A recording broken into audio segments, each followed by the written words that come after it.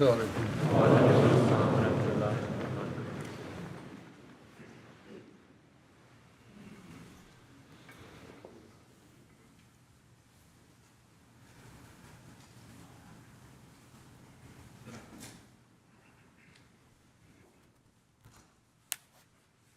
وبرکاتہ.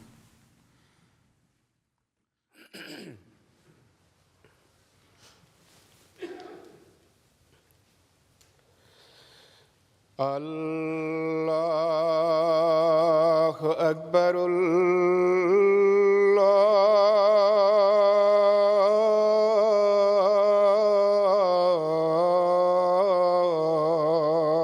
اکبر اللہ اکبر اللہ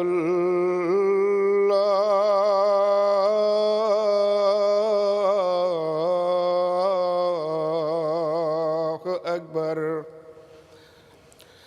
اشہد ان لا الہ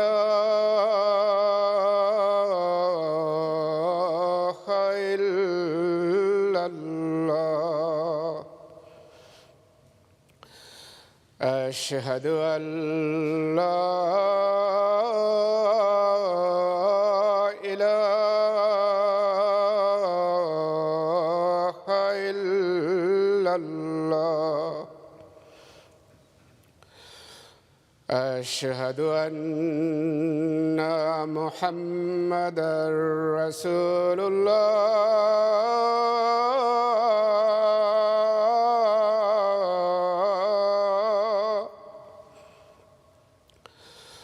اشہد ان محمدا رسول اللہ. حی علی الصلاة.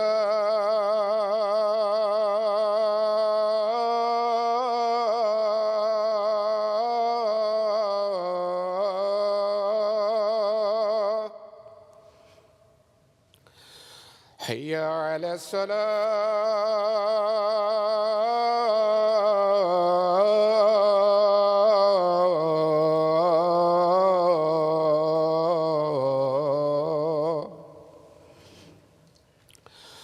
حی علی الفلاح.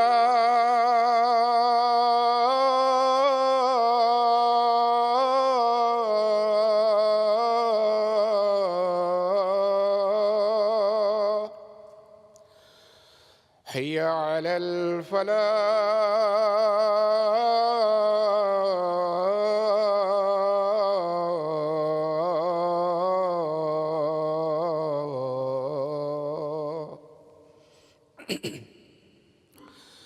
اللہ اکبر اللہ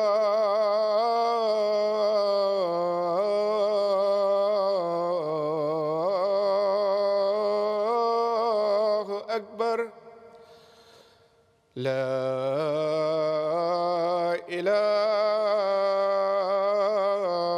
الا اللہ.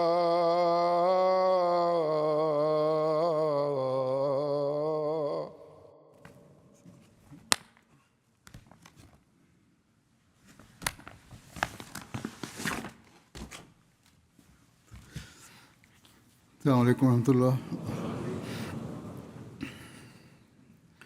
اشہد ان لا الہ الا اللہ وحدہ لا شریک لہ واشہد ان محمدا عبدہ ورسولہ. اما بعد فاعوذ باللہ من الشیطان الرجیم. بسم اللہ الرحمن الرحیم. الحمد للہ رب العالمین الرحمن الرحیم مالک یوم الدین. ایاک نعبد وإیاک نستعین. اهدنا الصراط المستقیم صراط الذين أنعمت عليهم غير المغضوب عليهم ولا الضالين الذين ينفقون أموالهم بالليل والنهار سرا وعلانية ولهم أجرهم عند ربهم ولا خوف عليهم ولا هم يحزنون وفي أموالهم حق للسائل والمحروم.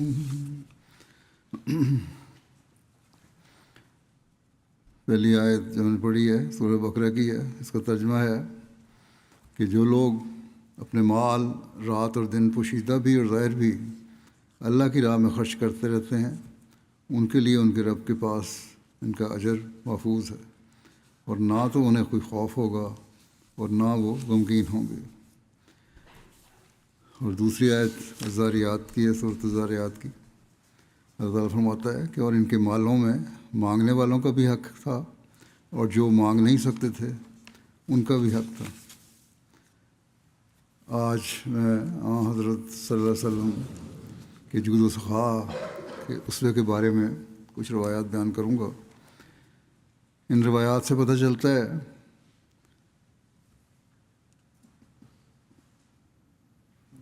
کہ اس بارے میں کس طرح آپ نے بار بار مومنوں کو توجہ دلائی ہے اور اسی طرح آپ کو اپنا عمل کیا تھا.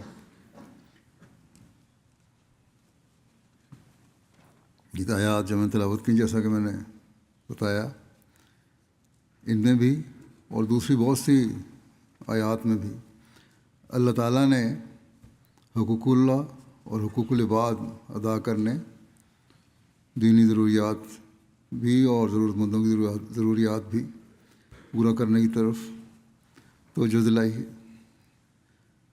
اور اس حکم کے تحت حضرت صلی اللہ علیہ وسلم نے حقیقی مومن کو بھی اس طرف توجہ دلائی ہے اور سب سے بڑھ کر اپنا نمونہ پیش کیا اور اللہ تعالیٰ کے احکامات کی عملی تصویر اپنے اسوے سے ہمیں دکھائی.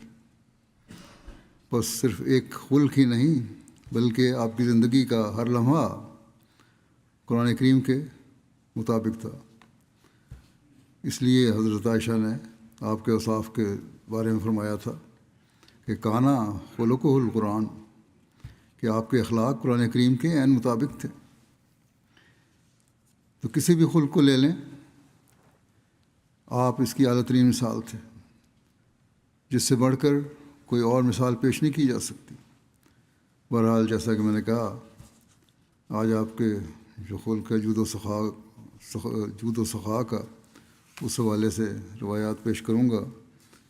حضرت انس بیان کرتے ہیں کہ نبی صلی اللہ علیہ وسلم ان دعائیہ کلمات کے ساتھ دعا کیا کرتے تھے کہ اللہم انی اعوذ بک من البخل والکسل وارذل العمر وعذاب القبر وفتنۃ المحیا والممات، کہ اے اللہ میں بخل سے، سستی سے، بدترین عمر سے اور قبر کے عذاب سے اور زندگی اور موت کے فتنے سے تیری پناہ مانگتا ہوں. اسی طرح اس بارے میں ایک یہ دعا بھی ہے، حضرت انس سے روایت ہے، کہتے ہیں نبی صلی اللہ علیہ وسلم وہ دعا کرتے تھے کہ اللہم انی اعوذ بک من الہم والحزن والعجز والکسل والجبن والبخل وضلع الدین وغلبۃ الرجال، کہ اے اللہ میں تیری پناہ لیتا ہوں فکر اور غم سے اور عاجزی اور سستی سے اور بزدلی اور کنجوسی سے اور قرضے کے زیادہ ہونے سے اور لوگوں کے غلبے سے.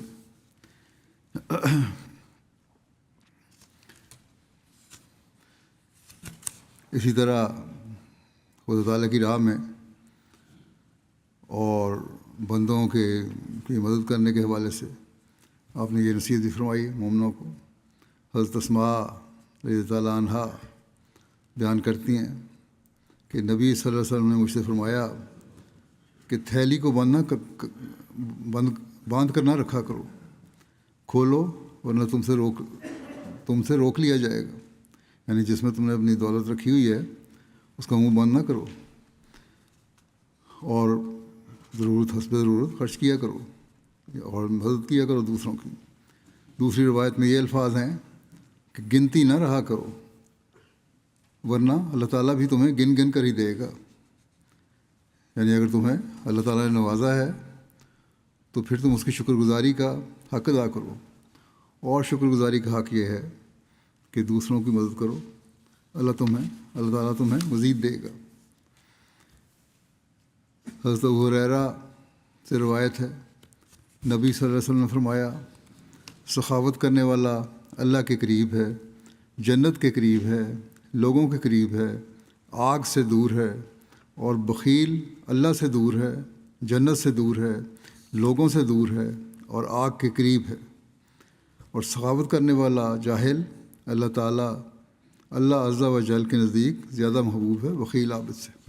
اور کنجوس سے عبادت کرنے والا ہو بے شک، لیکن اس کے مقابلے میں ایک جاہل جو ہے اور سخاوت کرنے والا ہے تو وہ اللہ تعالیٰ اس کو زیادہ پسند کرتا ہے۔ اسی طرح حضرت ابوبکر صدیق نے بیان کیا کہ نبی صلی اللہ علیہ وسلم نے فرمایا، جنت میں داخل نہ ہوگا دھوکے باز اور نہ بخیل اور نہ بہت احسان جتلانے والا۔ یہ تین خصوصیات ہیں، دھوکہ دینے والا، کنجوس آدمی، بخیل آدمی، اور زیادہ جو کسی پہ احسان جتاتا ہے کسی بات کا، وہ جنت میں داخل نہیں ہوں گے۔ اسی طرح ایک روایت ہے، حضرت ابو ہریرہ نے بیان کیا، رسول اللہ صلی اللہ علیہ وسلم نے فرمایا، مومن سادہ لو اور سخی ہے، اور فاجر دھوکہ دینے والا اور رذیل ہے۔ اور سادہ لو سے یہ مراد نہیں ہے، بعض لوگ ہماری زبان میں سمجھتے ہیں سادہ لو سے مراد یہ ہے کہ جس میں عقل کم ہو، اور بلکہ مومن کے بارے میں تفصیل آیا ہے کہ مومن تو فراست میں بہت بڑا ہوا ہوتا ہے، اور مومن کی فراست کی بڑی اہمیت ہے، اس سے ہوشیار رہنا چاہیے۔ وہاں مطلب یہ ہے کہ جھگڑوں سے بچنے والا ہے اور کریم ہے اور بہت کھلے دل کا اور لوگوں میں پسند کیے جانے والا ہے، قابل عزت ہے۔ بس یہ ہے مومن کی نشانی، اور یہ ہے ہمارے لیے ایک معیار اپنا جائزہ لینے کا۔ ایک روایت میں مترف اپنے والد سے روایت کرتے ہیں، میں نبی صلی اللہ علیہ وسلم کے پاس آیا تو آپ الحاکم التکاثر کی تلاوت فرما رہے تھے۔ آپ نے فرمایا، ابن آدم کہتا ہے میرا مال میرا مال، یعنی کہ انسان یہ کہتا ہے دولت مند، یہ میرا مال ہے میرا مال ہے۔ آپ نے فرمایا، اے ابن آدم، تیرا مال تو وہی ہے جو تو نے کھایا اور ختم کر دیا، پہن کر پرانا کر دیا یا صدقہ کیا اور آگے بھیج دیا۔ بس سب سے بہتر مال آپ نے کہا تمہارا مال تو ہے جو تم نے خرچ کیا، لیکن بہتر مال وہی ہے جو تم نے صدقہ کر دیا، اور وہ تمہیں اللہ تعالیٰ کے حضور اس کو پیش کر دیا، اس کے بندوں کے حق ادا کرنے کے لیے پیش کر دیا، اس کی راہ میں خرچ کر دیا۔ اسے یہ مال جو تمہیں اگلے جہان میں کئی گنا ہو کے ملے گا۔ اس لیے اللہ تعالیٰ نے فرمایا ہے کہ ان کو کوئی خوف نہیں ہوگا، جیسے کہ آیت میں بتایا تھا، اور نہ وہ غمگین ہوں گے، کیونکہ وہ قربانیاں جو انہوں نے کی ہیں، جود و سخاوت جو انہوں نے کی ہے، جو مال اپنا دوسروں کو خرچ کیا ہے، وہ ان کو اگلے جہان میں ملے گا۔ حضرت عبداللہ بن مسعود کہتے تھے، نبی صلی اللہ علیہ وسلم نے فرمایا، صرف دو ہی باتوں میں رشک کرنا جائز ہے، ایک تو وہ شخص جسے اللہ مال دے، پھر اس کو برمحال بے دریغ خرچ کرنے کی طاقت دے، اور ایک وہ شخص جس کو اللہ نے حکمت دی تو وہ اس کے مطابق فیصلے کرتا ہے اور عمل کرتا ہے اور اوروں کو بھی سکھاتا ہے۔ پھر ایک موقع پر نصیحت کرتے ہوئے آپ نے فرمایا، حضرت ابو امامہ کہتے ہیں کہ رسول اللہ صلی اللہ علیہ وسلم نے فرمایا، اے ابن آدم، تیرا اپنی ضرورت سے زائد مال کو خرچ کرنا تیرے لیے بہتر ہے۔ جو مال تمہیں دیا اللہ تعالیٰ نے، جو تمہاری ضروریات ہیں پوری کرو بے شک، وہ لیکن اس سے زیادہ جو مال ہے اسے خرچ کرو، اور تیرا اس کو روک رکھنا تیرے لیے برا ہے، اور تجھے بقدر ضرورت رکھ لینے پر ملامت نہیں کی جائے گی، نہیں پوچھا جائے گا تمہیں یہ ضرورت تم نے پوری کی، کس لیے رکھا مال، اور تو اس سے شروع کر جس کی پرورش تیرے ذمہ ہے۔ خرچ کرنے کا طریقہ یہ ہے کہ جو تمہاری ذمہ داریاں ہیں، تمہاری اولاد ہے، تمہاری بیوی بچے ہیں، تمہارے غریب رشتہ دار ہیں، یا جن کے ذمہ کی پرورش تمہارے ذمہ کی گئی ہے، وہ تمہاری پہلے حقدار ہیں تمہارے مال سے مدد حاصل کرنے کے۔ اور پھر فرمایا اور اوپر والا ہاتھ نیچے والے ہاتھ سے بہتر ہے۔ حضرت عبداللہ بن مسعود نے کہا نبی صلی اللہ علیہ وسلم نے فرمایا تم میں سے کون ایسا ہے کہ جس کو اپنے وارث کا مال خود اپنے مال سے زیادہ پیارا ہو؟ کوئی ایسا شخص ہے کہ جو کہے کہ میرے وارث کو جو میں مال دے کے جا رہا ہوں وہ مجھے جو میں اپنے پاس رکھا ہوا ہے یا اپنے کو خرچ کر رہا ہوں اس سے زیادہ پیارا ہے؟ لوگوں نے کہا یا رسول اللہ ہم میں سے کوئی بھی ایسا نہیں جس کو اپنا مال زیادہ پیارا نہ ہو، بہرحال جو ہمارے پاس ہے ہمیں زیادہ پیارا ہے۔ آپ نے فرمایا تو پھر اس کا مال وہی ہے جو اس نے آگے بھیج دیا، اور اس کے وارث کا مال وہ ہے جو اس نے پیچھے چھوڑ دیا۔ جو تم نے آگے بھیج دیا، اللہ تعالیٰ کی راہ میں خرچ کر دیا، غریبوں کی مدد کی، وہ سب سے بہتر ہے، اس کا تمہیں اجر ملے گا آخر میں، جیسے کہ اللہ تعالیٰ نے فرمایا قرآن کریم میں۔ آپ صلی اللہ علیہ وسلم کا اپنا عمل مال کے بے دریغ خرچ کرنے اور اللہ تعالیٰ پر توکل کرنے کے بارے میں کیا تھا؟ اس بارے میں حضرت عبداللہ بن مسعود بیان کرتے ہیں کہ نبی صلی اللہ علیہ وسلم بلال کے پاس تشریف لائے اور ان کے پاس کھجور کی ایک ڈھیری لگی ہوئی تھی۔ آپ نے فرمایا بلال یہ کیا ہے؟ حضرت بلال نے عرض کیا یا رسول اللہ یہ میں نے آپ کے لیے اور آپ کے مہمانوں کے لیے جمع کر رکھا ہے۔ آپ نے فرمایا کیا تم اس بات سے نہیں ڈرتے کہ اس ذخیرے پر جہنم کی گرم لپیٹ آ پہنچے؟ پھر آپ نے بلال کو نصیحت فرمائی کہ اے بلال خرچ کرتے چلے جاؤ اور خدائے ذوالعرش کے ہوتے ہوئے فقر و فاقہ سے مت ڈرو۔ پھر آپ کے اپنے اسوہ کی اس بارے میں ایک اور مثال ہے۔ حضرت عائشہ بیان کرتی ہیں کہ انہوں نے ایک بکری ذبح کروائی اور اس کا گوشت غربا میں تقسیم کیا اور کچھ گھر میں بھی کھانے کے لیے رکھ لیا۔ حضرت صلی اللہ علیہ وسلم نے دریافت فرمایا کہ کس قدر گوشت بچ گیا ہے؟ حضرت عائشہ نے جواب دیا صرف دستی بچی ہے، اگلی ٹانگ جو تھی بکری کی۔ یہ سن کر حضور صلی اللہ علیہ وسلم نے فرمایا سارا مال بچ گیا ہے تو نے تقسیم کر دیا سوائے اس دستی کے، کیونکہ یہ تو کسی کے کام نہیں آئی، ہمارے کھانے کے لیے تم نے رکھی ہے، اگلے جہان میں تو وہی کام آئے گا جو تم نے خرچ کر دیا۔ حضرت معاویہ نے خطاب کرتے ہوئے کہا کہ میں نے نبی کریم صلی اللہ علیہ وسلم کو یہ فرماتے ہوئے سنا کہ میں تو صرف تقسیم کرنے والا ہوں اور اللہ ہی دیتا ہے۔ جود و سخا کی صفت رسول اللہ صلی اللہ علیہ وسلم کی ذات بابرکات میں بیسس سے قبل بھی بدرجہ اتم پائی جاتی تھی، اور اس کی گواہی جیسا کہ ہم پڑھتے ہیں آپ کی زوجہ مطہرہ حضرت خدیجہ نے اس وقت دی تھی جب رسول کریم صلی اللہ علیہ وسلم پر پہلی وحی نازل ہوئی تھی اور آپ گھبرائے ہوئے گھر تشریف لائے تھے، تو حضرت خدیجہ نے فرمایا تھا کہ گھبرانے کی ضرورت نہیں، وہ خدا آپ کو اللہ کبھی رسوا نہیں کرے گا، آپ صلہ رحمی کرتے ہیں، عاجز کا بوجھ اٹھاتے ہیں، وہ نیکیاں کرتے ہیں جو معدوم ہو چکی ہیں، مہمان نوازی کرتے ہیں اور حقیقی مصائب میں مدد کرتے ہیں۔ پھر ایک روایت ہے حضرت ابو سعید خدری نے بیان کیا کہ رسول اللہ صلی اللہ علیہ وسلم نے فرمایا دو عادتیں مومن میں اکٹھی نہیں ہو سکتی، بخل اور بدخلقی۔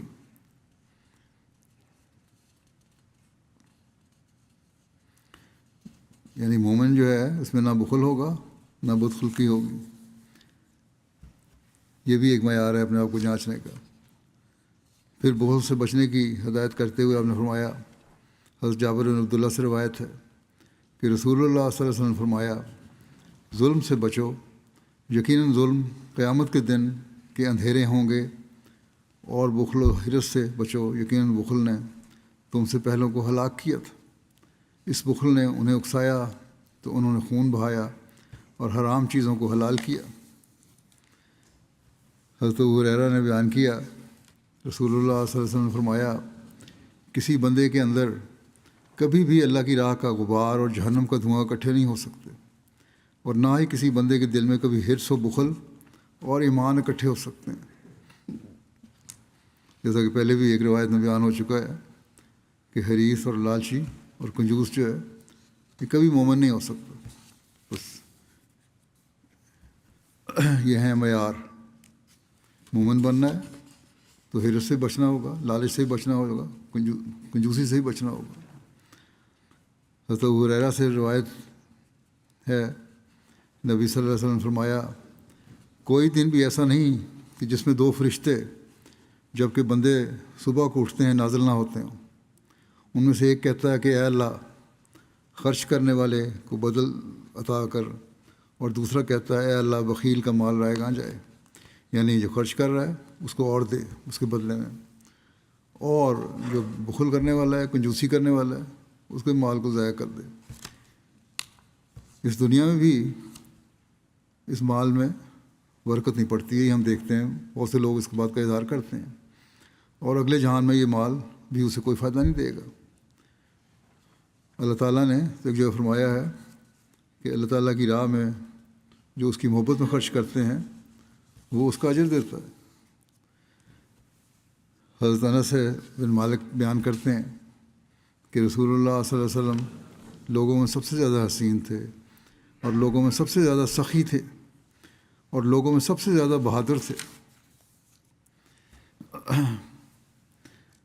اسی طرح ایک روایت ہے، حضرت انس بیان کرتے ہیں کہ رسول اللہ صلی اللہ علیہ وسلم نے فرمایا کہ کیا میں تمہیں سب سخاوت کرنے والوں سے بڑھ کر سخاوت کرنے کے والے کے بارے میں نہ بتاؤں؟ پھر آپ نے فرمایا کہ اللہ تمام سخاوت کرنے والوں سے بڑھ کر سخاوت کرنے والا ہے، اور میں بنی آدم میں سب سے بڑھ کر سخاوت کرنے والا ہوں۔ دنیا میں انسانوں میں سب سے زیادہ سخاوت کرنے والا میں ہوں۔ اسی طرح ابن عباس سے روایت ہے کہ رسول اللہ صلی اللہ علیہ وسلم خیر و بھلائی میں سب لوگوں سے زیادہ سخی تھے، اور رمضان کے مہینے میں آپ سب سے زیادہ سخی ہوتے تھے۔ جبرائیل علیہ السلام ہر سال رمضان میں آپ سے ملتے، یہاں تک کہ وہ رمضان گزر جاتا۔ رسول اللہ صلی اللہ علیہ وسلم انہیں قرآن سناتے۔ جب جبرائیل آپ سے ملتے تو رسول اللہ صلی اللہ علیہ وسلم خیر و بھلائی میں تیز آندھی سے ہی بڑھ کر سخی ہوتے، اتنا خرچ کرتے جس طرح آندھی اور طوفان آیا ہوا ہے۔ اسی بات کو حضرت مسلم موعود نے اس طرح بیان کیا ہے کہ جب آپ سخاوت کرتے تو انتہا درجہ کی، حتیٰ کہ صحابہ کا بیان ہے کہ آپ بالخصوص رمضان میں اس طرح سخاوت کرتے کہ جس طرح تیز آندھی چلتی ہے، اور پھر اس کے ساتھ ہی لا تبذروا تبذیرا پر آپ کا عمل تھا، یعنی سخاوت کو فضول اور رائگانہ گنواتے اور نہ بے محل استعمال کرتے تھے۔ سخاوت ہی، لیکن اللہ تعالیٰ کا یہ بھی حکم ہے کہ فضول خرچ نہیں کرنا، بلا وجہ ضائع نہیں کرنا۔ اللہ تعالیٰ نے فضول خرچی سے روکا ہے۔ حاتم طائی کی سخاوت تو تھی مگر بے محل تھی۔ حاتم طائی بڑا سخی کہلاتا ہے لیکن اس کی سخاوت موقع مال کے حساب سے نہیں ہوتی تھی، بے سوچے سمجھے ہوتی تھی، کیونکہ وہ حلوائی کی دکان پر دادا جی کی فاتحہ والی سخاوت تھی۔ یہ محاورہ ہے، اپنا مال کوئی نہیں، باپ کے مال پر اس کا کیا حق تھا کہ اسے تقسیم کر دیتا۔ حاتم طائی کے بارے میں آتا ہے کہ اس کی فطرت میں سخاوت تھی بچپن سے، اور آخر اس کے باپ نے دیکھا کہ وہ تو ہمارا مال لٹائی جا رہا ہے، اس کو باہر بھیج دیا کہ اونٹوں کی نگرانی کرو۔ اور ایک دن اس نے جب دیکھا کہ 3 آدمی آئے ہیں، 3 شاعر تھے بڑے، انہوں نے اس کو سفر میں دیکھا، انہوں نے ان کے لیے مہمان نوازی کے لیے 3 اونٹ قربان کر دیے۔ تو انہوں نے کہا ہم 3 آدمی ہیں، 1 اونٹ ہی کافی ہے۔ انہوں نے کہی اگر میں 1 کروں گا تو باقی 2 تو پھیلی ہو گئے۔ تو باپ کا مال تھا مفت کا، اس نے 3 اونٹ ذبح کر دیے ان کے لیے، بچ گئے ہوں گے، باقی ضائع ہو گیا یا کسی کو دے دیا بہرحال۔ تو باپ کو بھی بڑا برا لگا کہ میرا مال اس طرح لٹائی چلا جاتا ہے، لیکن حضرت صلی اللہ علیہ وسلم کے پاس جو مال آتا تھا وہ آپ کا مال ہوتا تھا، اور قرآنی ہدایت کے مطابق موقع ماحول کے حساب سے آپ خرچ کرتے تھے۔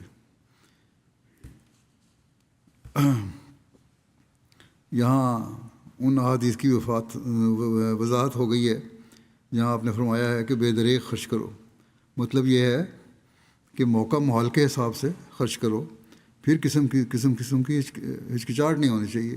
یہ نہیں ہے کہ 3 آدمی ہیں جنگل میں آئے ہیں 3 اونٹ ذبح کر دو اور بعد میں وہ ضائع ہو جائے ان کا گوشت، ان کے عورتوں ہے نہیں کھانے والا، یقیناً اور نہیں ملا ہوگا جنگل میں، اگر کوئی مل بھی گئے ہوں گے تو چند ایک لوگ، پھر بھی کچھ نہ کچھ کافی گوشت بچ گیا ہوگا، جو ضائع گیا اس کا فائدہ کوئی نہیں۔ تو موقع ماحول کے لحاظ سے خرچ کرنا چاہیے۔ اگر اللہ تعالیٰ کی راہ میں خرچ کر رہے ہیں اور موقع ماحول کے حساب سے خرچ کر رہے ہو تو پھر بے فکر ہو، کیونکہ اللہ تعالیٰ کا وعدہ ہے کہ ان کو، جیسا کہ آیت میں اللہ تعالیٰ نے فرمایا، کوئی فکر اور غم نہیں ہوگا۔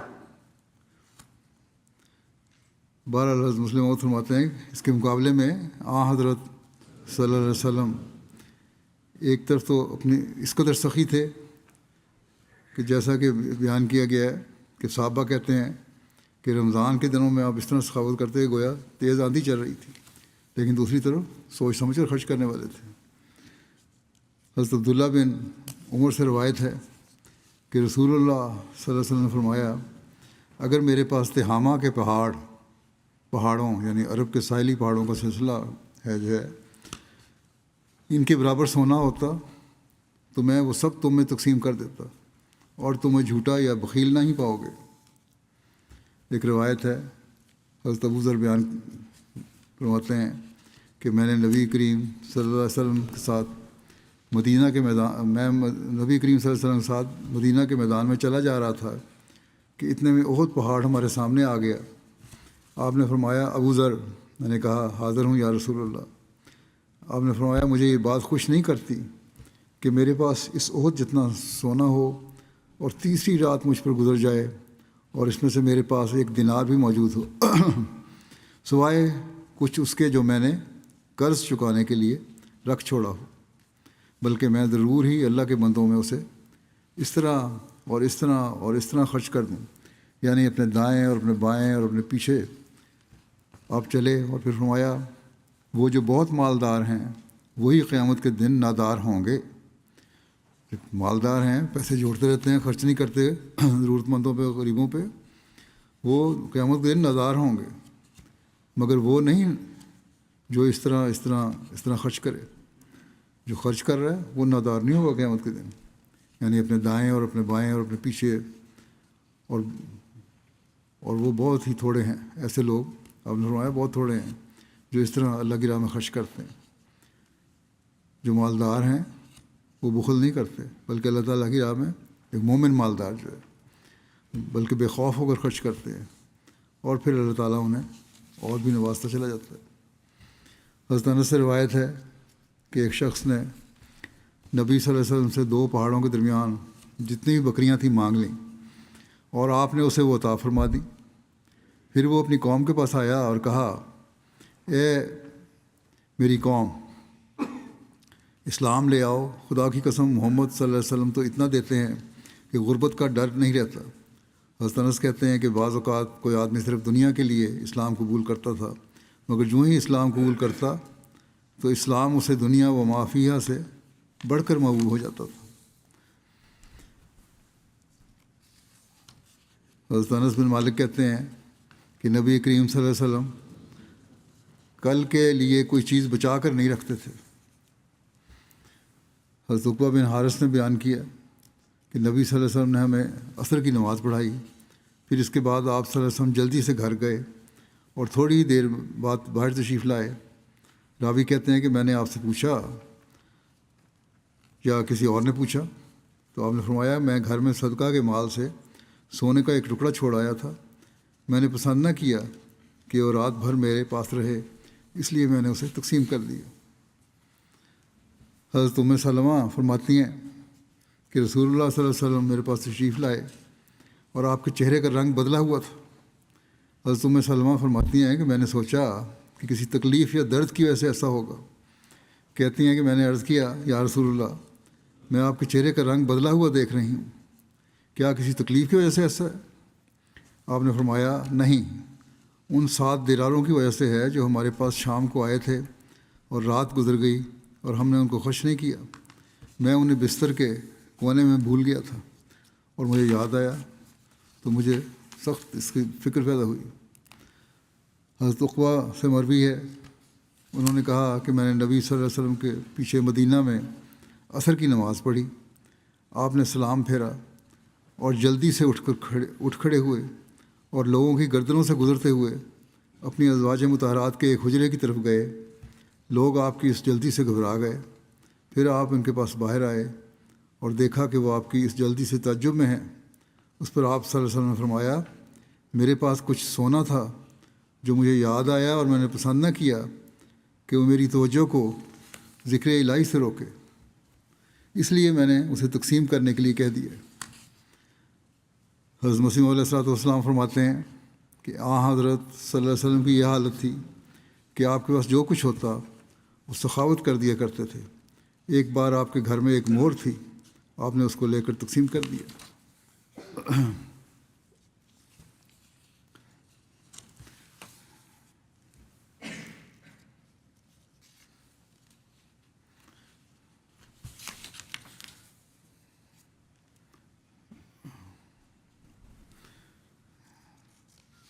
اسی واقعہ کا ذکر کرتے ہوئے ایک جگہ مسلم عورت نے یہ اس طرح لکھا ہے کہ ایک دفعہ صدقات کا کچھ روپیہ آیا اور اسے تقسیم کرتے ہوئے ایک دینار کسی کونے میں گر گیا، جسے اٹھانے کا آپ کو خیال نہ رہا۔ نماز کے بعد یاد آیا تو لوگوں کے اوپر سے پھاندتے ہوئے آپ جلدی سے اپنے گھر گئے، تشریف لے گئے۔ صحابہ نے دریافت کیا کہ یا رسول اللہ کیا بات تھی؟ آپ نے فرمایا، اس طرح ایک دینار تقسیم کرنے سے رہ گیا تھا، میں نے چاہا کہ جس قدر جلدی ممکن ہو اسے بھی تقسیم کر دوں۔ غرض مال و دولت کے باوجود آپ نے ایسی سیر چشمی اور استغنا ظاہر کی کہ دیکھ کر حیرت آتی ہے کہ جو کچھ آتا آپ خدا تعالیٰ کی راہ میں تقسیم کر دیتے۔ حضرت انس بیان کرتے ہیں کہ نبی صلی اللہ علیہ وسلم کے پاس بحرین سے مال لایا گیا۔ آپ نے فرمایا، اسے مسجد میں ڈال دو۔ یہ سب سے زیادہ مال تھا جو رسول اللہ صلی اللہ علیہ وسلم کے پاس لایا گیا۔ رسول اللہ صلی اللہ علیہ وسلم نماز کے لیے نکلے اور آپ نے اس کی طرف توجہ نہیں کی، دیکھا نہیں اس کی طرف۔ جب آپ نماز ختم کر چکے تو آ کر اس مال کے پاس گئے اور جس کسی کو بھی دیکھتے اس کو دیتے۔ اتنے میں آپ کے پاس حضرت عباس آئے اور کہا، یا رسول اللہ مجھے بھی دیجیے، کیونکہ میں نے بدر کے دن اپنا فدیہ دیا تھا اور عقیل کا بھی فدیہ تھا۔ یہ حضرت عباس کے بھتیجے تھے، عقیل بن ابو طالب۔ تو رسول اللہ صلی اللہ علیہ وسلم نے فرمایا کہ لے لو اس میں سے۔ تو انہوں نے دونوں ہاتھوں سے بھر بھر کے اپنے کپڑے میں ڈالا، پھر اس کو اٹھانے لگے مگر نہ اٹھا سکے۔ تو انہوں نے کہا، یا رسول اللہ کسی کو حکم دیجئے کہ اس کو مجھے اٹھوا دے۔ آپ نے فرمایا، نہیں، یہ نہیں ہو سکتا۔ انہوں نے کہا کہ پھر آپ اٹھا کر مجھ پر رکھ دیں۔ آپ نے کہا نہیں، یہ بھی نہیں۔ اس پر انہوں نے اس میں سے کچھ نکال دیا، پھر اٹھانے لگے، پھر بھی نہ اٹھا سکے۔ تو انہوں نے کہا، یا رسول اللہ کسی حکم دیجئے کہ اس کو مجھے اٹھوا دے۔ آپ نے فرمایا نہیں۔ تو انہوں نے کہا پھر آپ ہی اٹھا کر مجھ پر رکھ دیں۔ آپ نے فرمایا نہیں۔ اس پر انہوں نے اس میں سے کچھ اور نکال دیا، پھر اسے اٹھا کر اپنے کندھے پر رکھ لیا اور چل دیے۔ جب چلے گئے تو رسول اللہ صلی اللہ علیہ وسلم مسلسل انہیں دیکھتے رہے جب تک کہ وہ ہم سے اوجھل نہ ہو گئے۔ ہر موقع پر اب صحابہ کو اعتدال کی نصیحت کرتے تھے۔ ٹھیک ہے، دیتا ہوں میں، اٹھاؤ تم، لیکن اعتدال سے، چاہے وہ قریبی رشتہ داری کیوں نہ ہو، اعتدال ہونا چاہیے۔ جتنی ضرورت ہے اتنا لو، زیادہ نہیں لینا چاہیے۔ اس حدیث کے آخر میں جو راوی ہے اس نے یہ بھی لکھا ہے کہ آن علیہ وسلم کو ان کی اس حرص پر تعجب تھا۔ یہ راوی کا اپنا تاثر ہے۔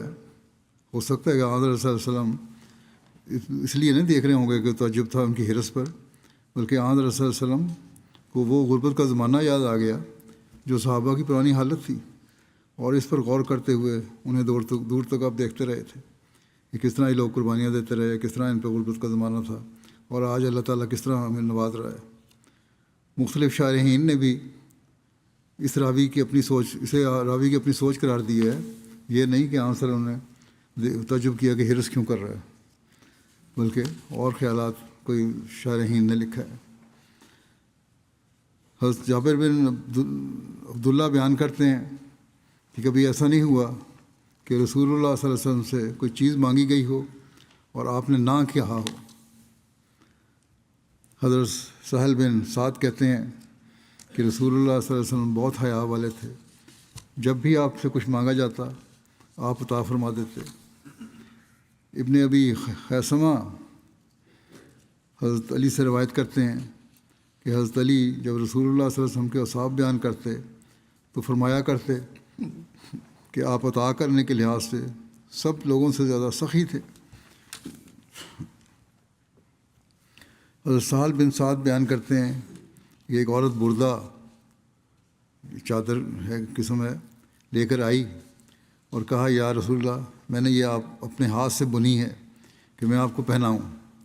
نبی صلی اللہ علیہ وسلم نے وہ لے لی جیسے آپ کو اس کی ضرورت تھی۔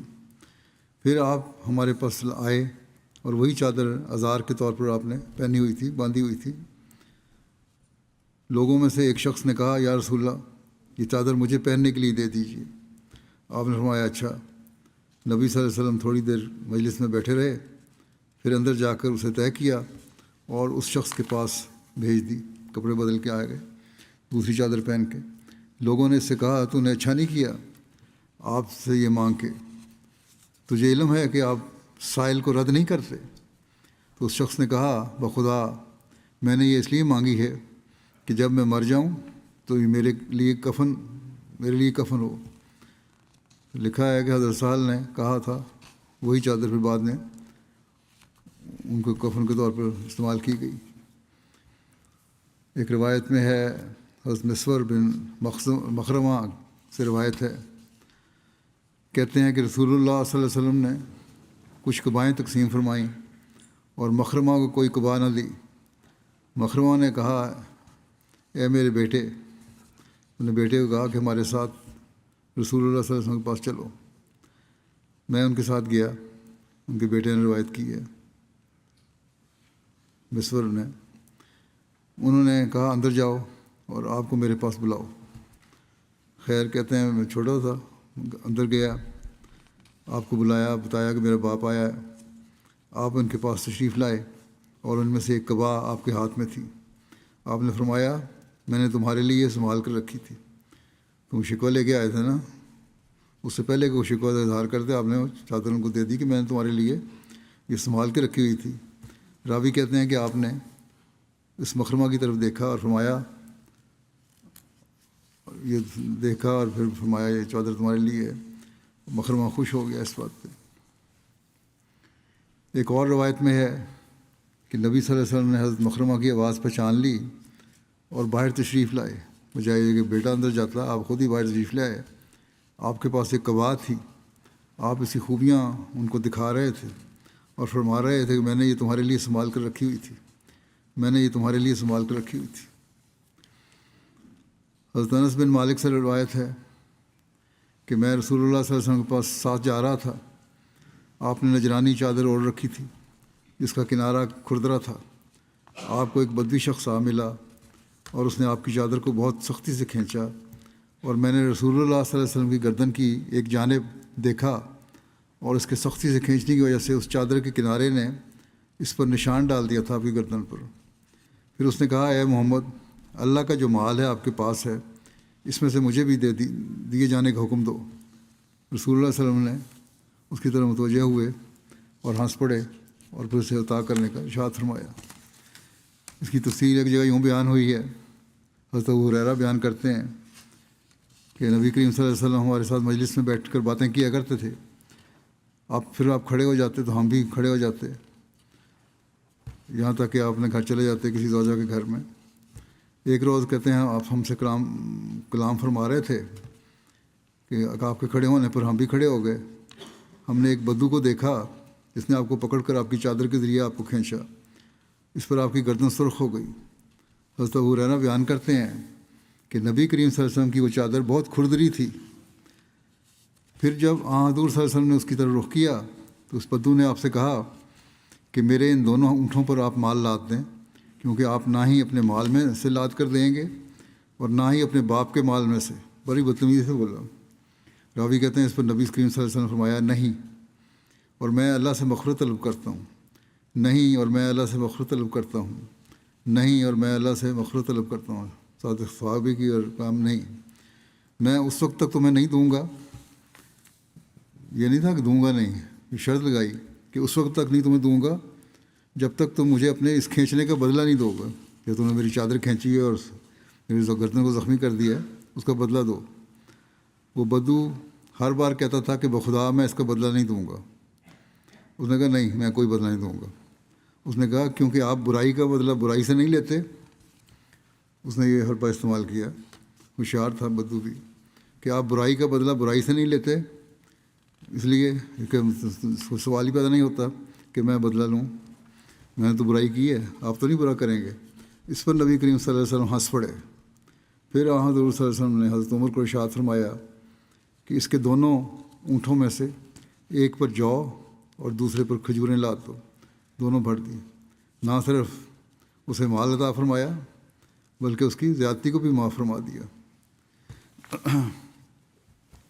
حضرت جابر بن عبداللہ بیان کرتے ہیں کہ رسول اللہ صلی اللہ علیہ وسلم نے فرمایا کہ اگر ہمارے پاس بحرین کا مال آیا تو میں تمہیں ایسے اور ایسے اور ایسے دوں گا۔ آپ نے دونوں ہاتھوں کو اکٹھا کرتے ہوئے ارشاد فرمایا، لیکن بحرین کا مال آنے سے قبل نبی صلی اللہ علیہ وسلم کی وفات ہو گئی۔ پھر وہ مال آپ کے بعد حضرت ابوبکر رضی اللہ عنہ کے پاس آیا۔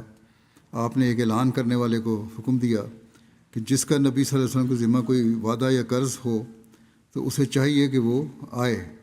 اس پر میں کھڑا ہو گیا اور عرض کیا کہ نبی صلی اللہ علیہ وسلم نے فرمایا تھا کہ اگر بحرین کا مال آیا تو میں تمہیں ایسے اور ایسے اور ایسے دوں گا۔ اس پر حضرت ابوبکر نے ایک اوق بھرا، بڑا ہاتھوں میں دونوں ہاتھ جوڑ کے بھرا، پھر مجھ سے فرمایا کہ اس کی گنتی کرو۔ چونچہ میں نے گنا تو 500 نکلے۔ پھر درہم۔ پھر آپ نے فرمایا کہ اس سے دگنا اور لے لو۔ حضرت طلحہ بن حضرمی جنہیں رسول اللہ صلی اللہ علیہ وسلم نے بحرین پر عمل مقرر فرمایا تھا، انہوں نے بحرین سے یہ مال بھجوایا تھا، اور حضور صلی اللہ علیہ وسلم کے بعد بھی حضرت طلحہ اسی عہدے پر فائز رہے۔ ہارون بن ریاب بیان کرتے ہیں کہ ایک دفعہ نبی صلی اللہ علیہ وسلم کے پاس 70,000 درہم آئے۔ یہ سب سے زیادہ مال تھا جو آپ صلی اللہ علیہ وسلم کے پاس آیا، کہ یہ مال ایک چٹائی پر رکھا گیا۔ پھر آپ صلی اللہ علیہ وسلم وہ بانٹنے لگے کے لیے کھڑے ہوئے تو سوالی بھی آیا، اسے آپ نے خالی ہاتھ نہ لٹایا، یہاں تک کہ آپ نے وہ سارے کا سارا مال تقسیم کر دیا۔ اس روایت میں ہے یہ اس مال سے زیادہ بھی مال آتا رہا ہے، شاید راوی کے علم کے مطابق یہ سب سے زیادہ مال ہو، یا جس وقت کی یہ روایت بیان کی جا رہی ہے اس وقت تک یہ سب سے زیادہ مال ہو، کیونکہ اس سے پہلی جو روایت ہے اس میں بحرین سے جو مال آیا تھا اس سے بہت زیادہ تھا۔ حضرت ابو ہریرہ سے مروی ہے کہ ایک شخص نبی صلی اللہ علیہ وسلم کی خدمت میں حاضر ہوا اور آپ سے مانگا۔ رسول اللہ صلی اللہ علیہ وسلم نے اسے نصف وسق کا غلہ ادھار لے کر دیا۔ ایک وسق تقریباً 60 سا کا، اور ایک سا جو 2.5 سیر کے برابر ہوتا ہے۔ پھر ادھار والا شخص اس کو تقاضا کرنے آیا تو آپ نے اسے ایک وسق عطا فرمایا اور فرمایا نصف اس کے قرض کی ادائیگی کے طور پر اور نصف اس کے لیے بطور تحفہ ہے۔ یہ قرض لوٹانے کا آسان طریقہ ہے۔ اسے نصف وسق غلہ لے کر ادھار دیا تھا۔ ادھار کرنے والے کو آپ نے پورا وسق دیا۔ یہ ہے قرض لوٹانے کا آسان طریقہ، نہ یہ کہ اصل قرض جو ہے وہ بھی لوٹانے میں لید و لال سے کام لیا جائے۔ حضرت سہل بن سعد ساعدی سے روایت ہے کہ رسول اللہ صلی اللہ علیہ وسلم کے لیے کالے رنگ کا ایک اونی جبہ بنوایا گیا۔ ایک روز آپ وہ جبہ پہنے ہوئے صحابہ میں تشریف لائے۔ آپ نے فرمایا تم اسے نہیں دیکھتے کہ کتنا خوبصورت ہے؟ ایک دیہاتی نے عرض کیا یا رسول اللہ میرے ماں باپ آپ پر قربان ہوں، یہ جبہ مجھے عنایت فرما دیں۔ اور کبھی ایسا نہیں ہوا کہ رسول اللہ صلی اللہ علیہ وسلم سے کچھ مانگا گیا ہو اور آپ نے نہ کہا ہو۔ رسول اللہ صلی اللہ علیہ وسلم نے اپنا جبہ اتار کر اسے دے دیا۔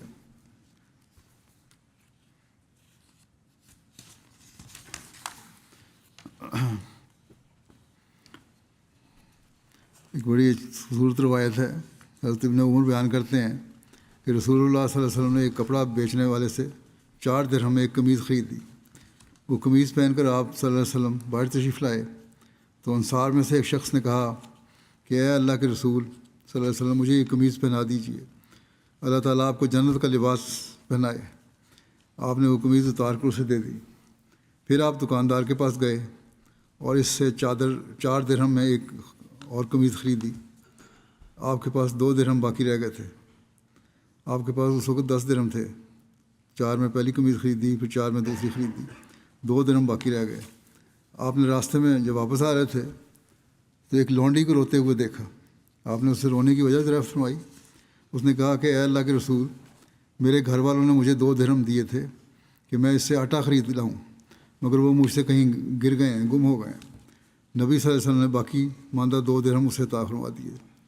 وہ پلٹی اور پھر رونے لگی۔ آپ نے اسے دریافت فرمایا کہ وہ کیوں رو رہی ہے، جبکہ 2 درہم اس کے پاس اب ہیں، جا کے آٹا خرید لو۔ اس نے کہا کہ مجھے ڈر ہے کہ وہ مجھے ماریں گے، اب کتنی دیر ہو گئی ہے کہاں۔ آپ نے اس کے ساتھ اس کے گھر والوں کی طرف چل پڑے۔ آپ نے انہیں سلام کیا۔ انہوں نے آپ کی آواز پہچان لیا، مگر جواب دینے کے بجائے خاموشی اختیار کی۔ آپ نے دوبارہ سلام کیا، وہ پھر بھی خاموش رہے گھر والے۔ آپ نے تیسری بار سلام کیا، اس وقت انہوں نے آپ کے سلام کا جواب دیا۔ آپ نے ان سے دریافت فرمایا، کیا تم نے پہلی دفعہ سلام نہیں سنا تھا؟ انہوں نے عرض کی، ہم نے سنا تھا، لیکن ہم نے پسند کیا کہ آپ ہم پر سلامتی بڑھاتے چلے جائیں، بار بار سلام دیں، ہم سلامتی ہو۔ یہ حرص تھی صحابہ کی۔ پھر انہوں نے عرض کیا کہ اے اللہ کے رسول، ہمارے ماں باپ آپ پر قربان، آپ کیسے تشریف لائے ہیں؟ آپ نے فرمایا، یہ بچی ڈر رہی تھی کہ تم اسے مارو گے۔ اس لونڈی کے آقا نے کہا، آپ کے اس کے ساتھ تشریف لانے کی وجہ سے میں نے اس لونڈی کو اللہ کی خاطر آزاد کیا۔ نبی کریم صلی اللہ علیہ وسلم نے ان کو خیر اور جنت کی بشارت دی اور پھر فرمایا، اللہ نے ان 10 درہموں میں بڑی برکت ڈالی ہے کہ اللہ تعالیٰ نے اپنے نبی کو بھی اس سے قمیض پہنائی، اور ایک انصاری کو بھی قمیض پہنائی، اور ایک لونڈی کو بھی اس کی وجہ سے آزاد کرا دیا۔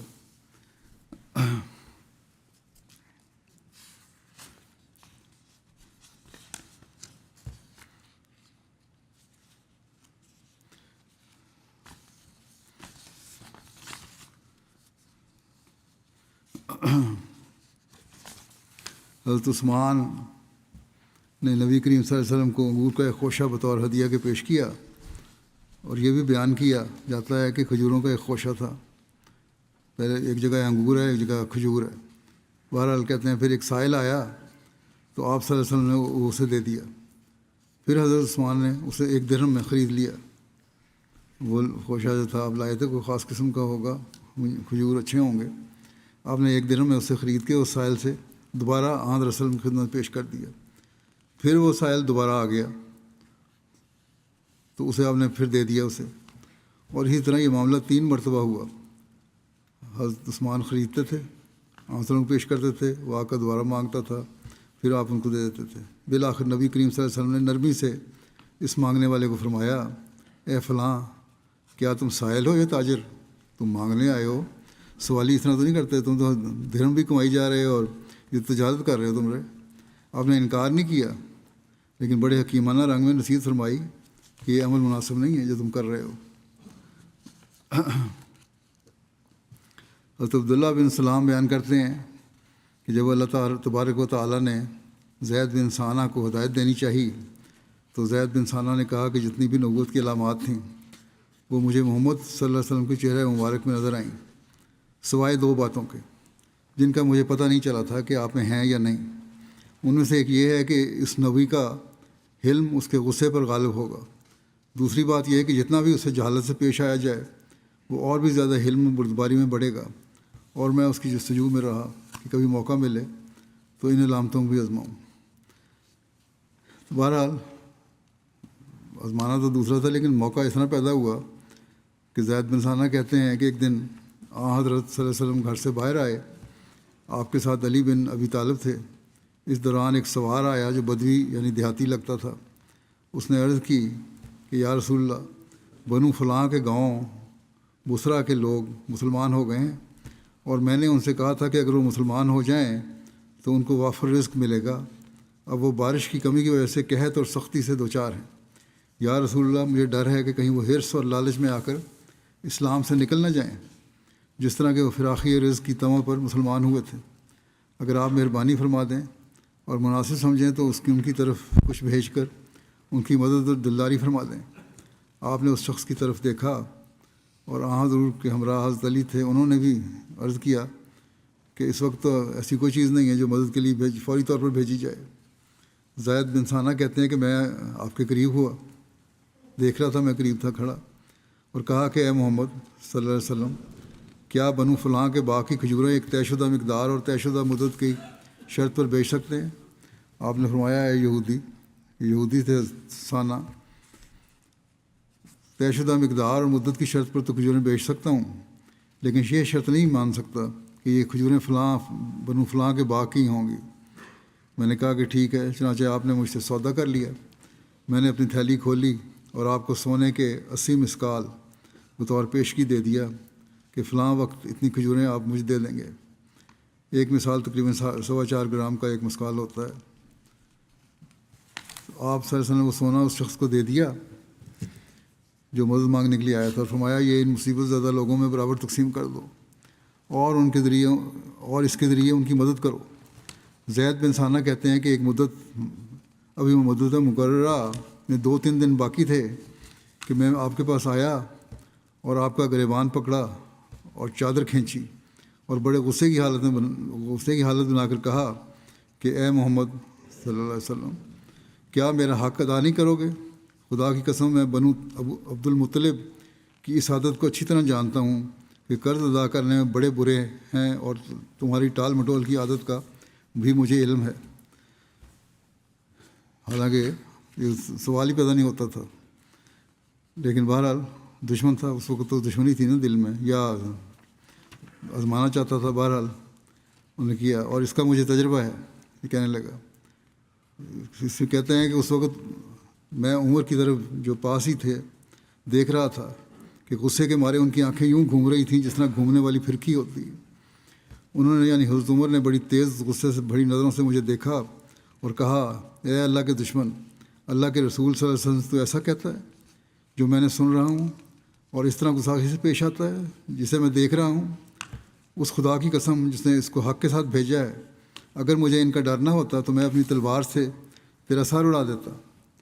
جبکہ رسول کہتے ہیں کہ جبکہ رسول اللہ صلی اللہ علیہ وسلم بڑے اطمینان اور تسلی کے ساتھ عمر کی طرف دیکھ رہے تھے اور تبسم فرما رہے تھے، اور پھر آپ صلی اللہ علیہ وسلم نے فرمایا، اے عمر، اس غصے کے بجائے میں اور یہ ہم دونوں اس بات کے زیادہ لائق ہیں کہ تو مجھے حسن ادائیگی کے لیے اور اسے حسن تقاضا کے لیے کہے، اے عمر، اسے لے جاؤ اور اسے اس کا حق دے دو، بلکہ 20 سا زیادہ کھجوریں دے دو۔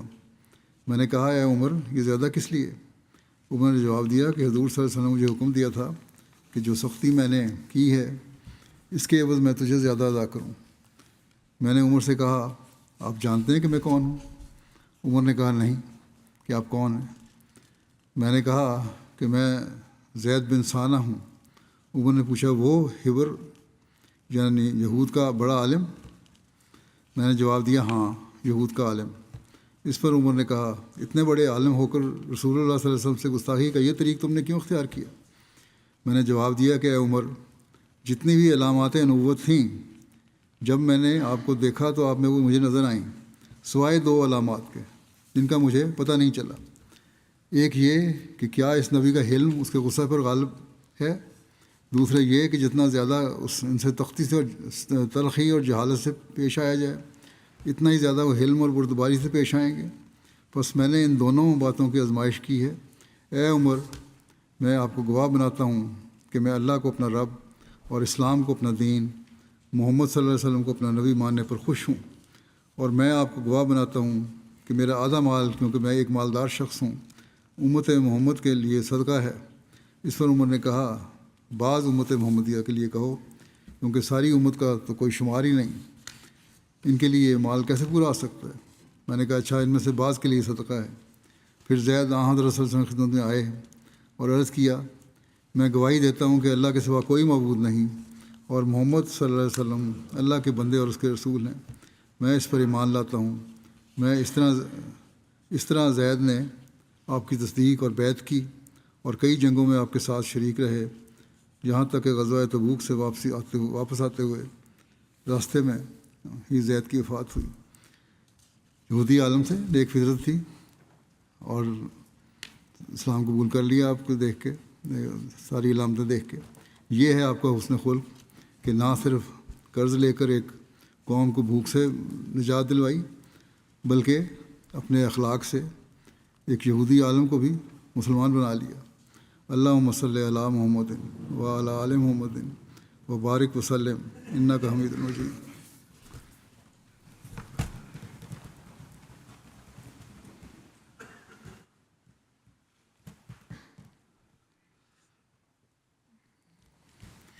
الحمد للہ نحمده ونستعینه ونستغفره ونؤمن به ونتوکل علیہ ونعوذ باللہ من شرور انفسنا ومن سیئات اعمالنا من يهده اللہ فلا مضل له ومن يضلل فلا هادي له ونشهد أن لا إله إلا الله ونشهد أن محمدا عبده ورسوله